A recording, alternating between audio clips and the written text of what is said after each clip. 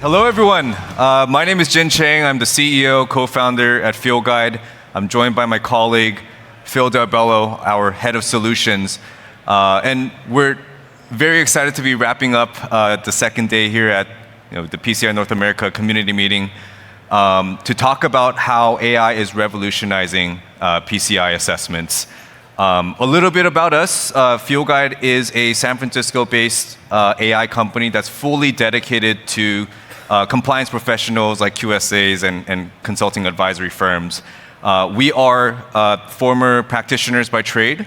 Both Phil and I come from practice, and we're basically building the platform we wished we had, and with our AI agents available on our platform, basically building the AI teammates we wish we had too. So yeah, we're excited to be kind of sharing several years of AI learnings. We've been very fortunate to be partnering with some of the largest QSAs here on their AI transformation journeys. So we feel now we have a good, strong foundation of practical and responsible AI use cases for you all to be applying in your day-to-day jobs.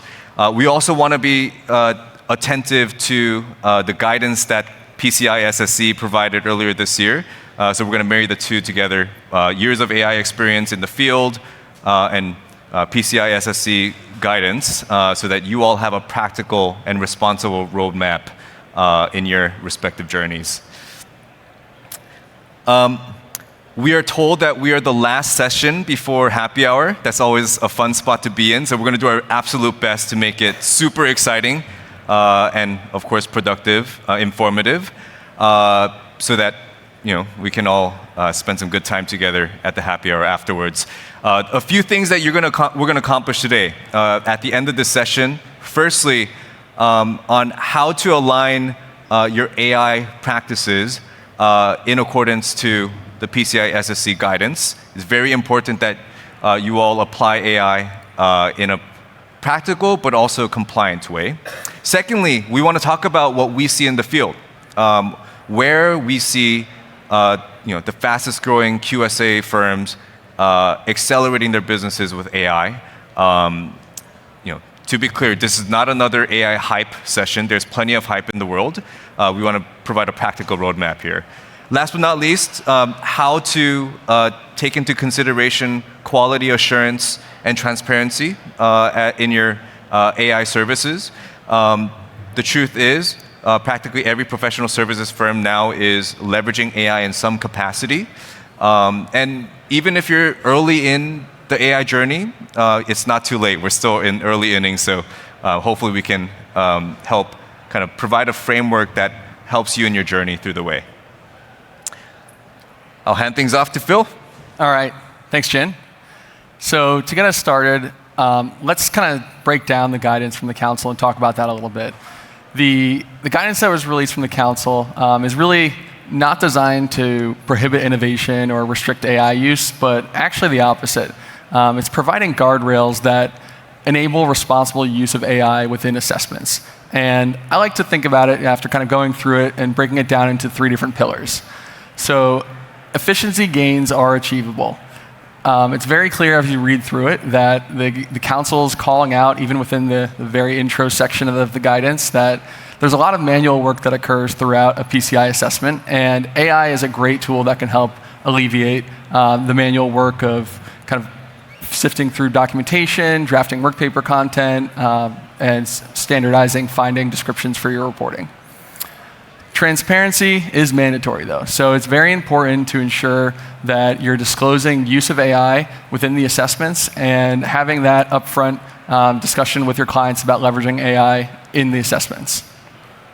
Quality assurance is also non-negotiable, so you want to make sure that when you're leveraging AI, you're doing it responsibly. We, working with our customers, like to think about AI as just another team member. So if you are working with a junior team member, apply the same rigor that you would reviewing their work as you would any sort of AI output, where you want to make sure that there's consistency, accuracy, and quality throughout the output for whatever the use case is that you're leveraging AI for. All right, next, let's jump and talk about kind of where AI can start to help. And I think it's good to understand and kind of just talk through what we refer to as the assessment burden. This is the manual work that occurs, and we're seeing from working with our customers that 50 to 60% of hours are actually eaten up by document reviews and sifting through hundreds of pieces of evidence that you have to gather from your clients to test each different compliance requirement within the PCI DSS. This can be very manual and can just take up days, if not weeks of time by the team. Many assessors are also using multiple systems, so everything from going through your different interviews as you're executing field work to gathering evidence and requesting evidence from a client, having a place to store final work paper content and your reports for record retention purposes. So 3, 4, 5, maybe even 6 different systems sometimes that can really create a lot of manual work back and forth between them. Sampling throughout assessments. This can be troubling trying to juggle multiple spreadsheets to track sample selections. And we've seen a lot of customers where in the end, kind of going through QA review, this can result in rework having to occur if there's inconsistencies throughout. Finally here with the assessment burden, our favorite, the report writing and drafting. We all know that going through and drafting up a ROC report, hundreds of pages, can be very manual, require copy pasting, and just kind of review of that can be very burdensome as well. So some of the manual processes that we just like to highlight, council's aware of kind of these bottlenecks that can occur in the assessment that take away from assessors helping to add value and ensure the security and the best security practices at their clients. When you're spending time going through copy pasting and all this manual work, it can actually really take away from that quite a bit and also help or discourage junior team members from progressing faster in their career. And this is where AI can really come in play. It can be a great partner and team member on assessments. All right, let's dive into an assessment workflow here and talk about a few different areas where AI can be applied. And these are a few use cases that we see. There's tons of use cases throughout an assessment workflow where you can leverage AI to help with efficiency and quality throughout it. The first is conducting interviews. Think about having an AI tool where you're able to take interview transcripts or maybe rough draft notes that everyone takes in their maybe Word or favorite system, aggregate that all together and have AI parse through all of it and draft summaries that can be report ready for your interview evidence tables in a ROC report. Also then take all of that and automatically map that out and link interviews that were conducted with specific requirements that were discussed to give you a baseline of what was discussed, maybe what follow-up items need to happen still, what action items need to come out of those interviews. So great use case there when it comes to kind of the basic just interview process within an assessment. Documentation and evidence reviews, like we mentioned on the last slide, this can be very, very time consuming.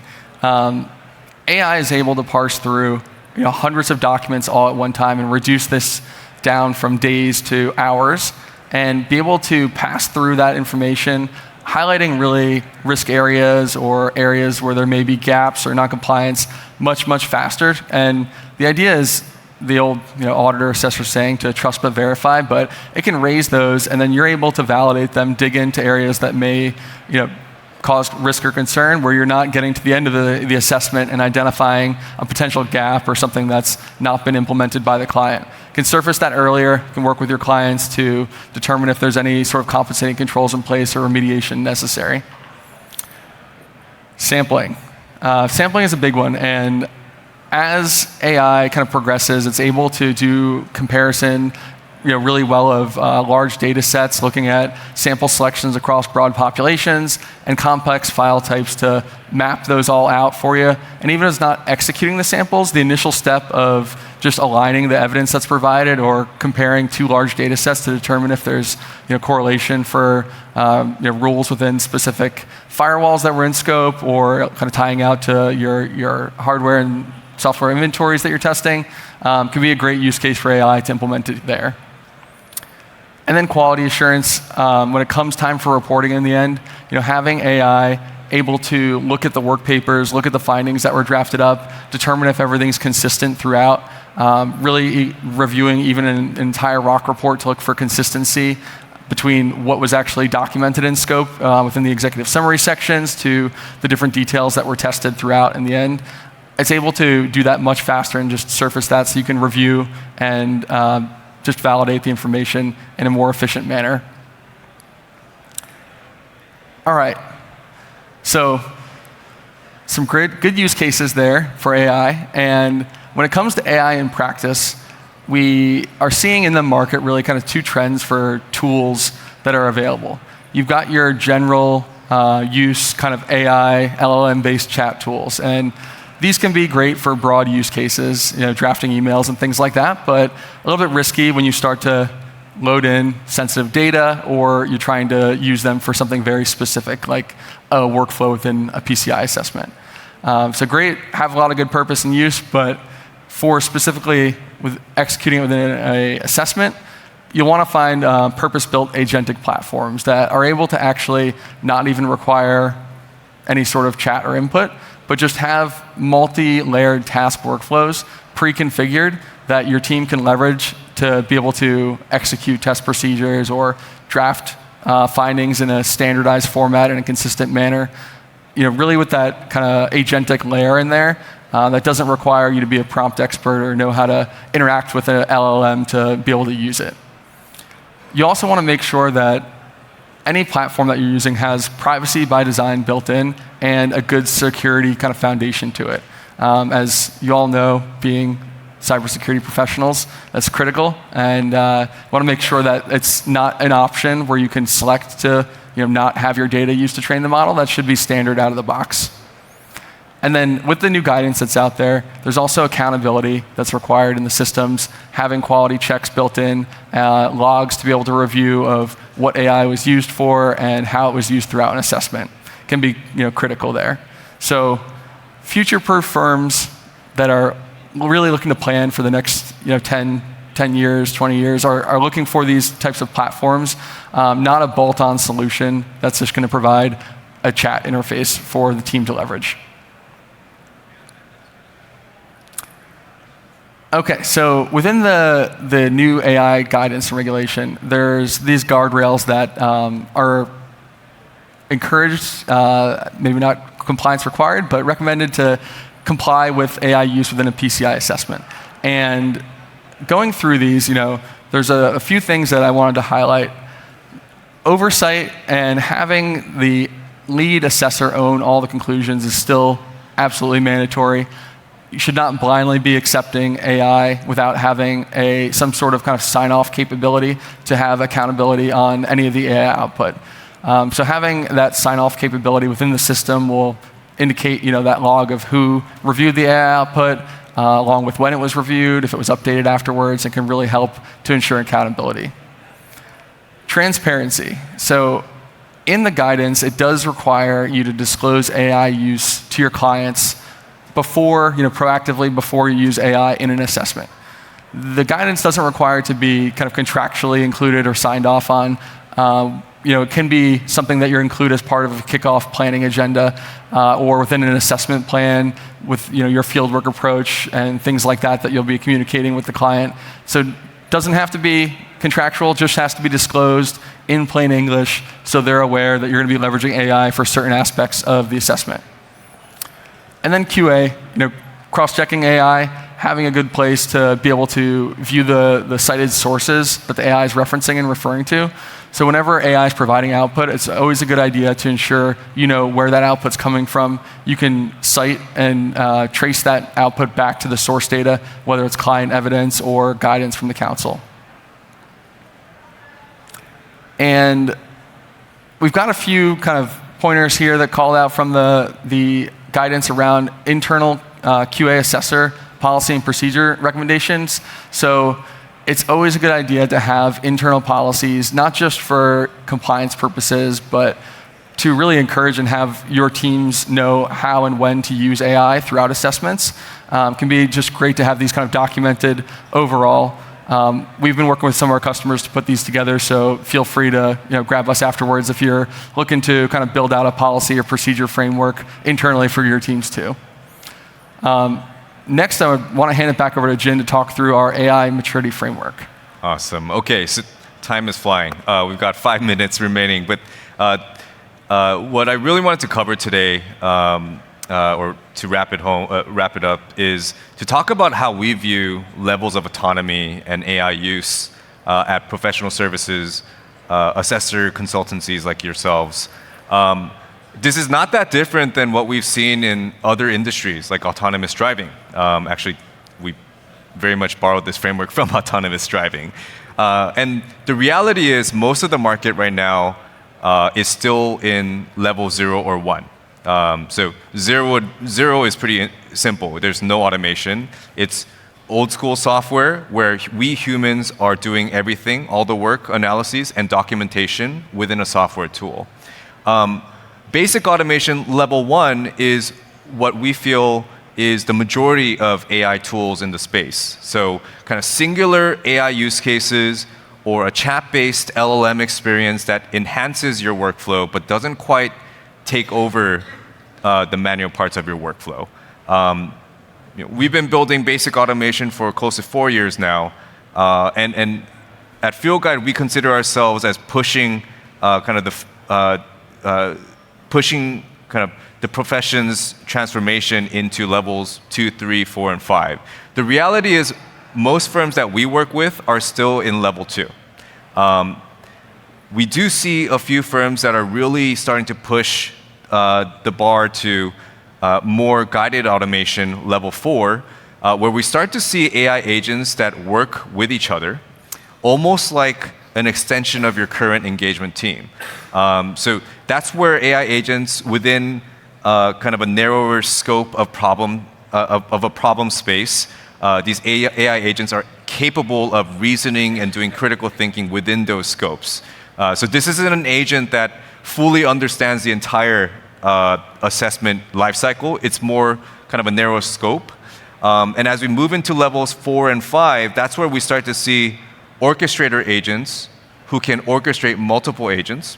And then ultimately, agents that can think more like a very senior practitioner to think through kind of assessment strategy, the overall client situation. If you ask me, we're probably 3 to 5 years away from level 5, but there's plenty of value and impact to be found in levels 2 and 3 in the meantime. And we believe at Fieldguide we're one of the only companies that's really pushing that agenda forward. We invite you to meet us at our booth number 19 to talk about it a bit more. I'll wrap it up with the few key takeaways here. We covered a lot of ground in just 20 minutes. Firstly, we need to, as a profession, employ AI in practical and responsible ways in accordance with SSC guidance. If you ask us, we see guidance from other standard-setting bodies too. We think the PCI SSC guidance is highly effective, very practical, very responsible, and we think it's a very good model for other standard-setting bodies to study as well. Secondly, efficiency gains, they're real, they are here. We see it with our customers. Now, we're still early in the learning journey, so we will continue to find better, more practical, more useful use cases over time. But we feel like over several years, we've really honed our perspective on a few key areas that assessor firms, consultancies can find value in immediately. And again, in working with thought partners like us, you'll be at the forefront of AI developments for the profession. Last but not least, efficiency without quality is not good enough. So as a profession, we have to care a lot about how AI enhances our work. There are no shortcuts, as you can tell. A lot of the guidance is saying, just because AI automates something doesn't mean we as humans don't own that work, don't own that output, don't review that work, right? So cross-checking, doing peer reviews, having transparent AI use practices, these are all table stakes. There are no shortcuts to this, but of course, in employing AI, you will find greater efficiencies and areas where you can enhance quality as well. So yeah, hopefully this was an action-packed, punchy session in 20 minutes, and we definitely look forward to meeting you all on the trade floor today. Thank you.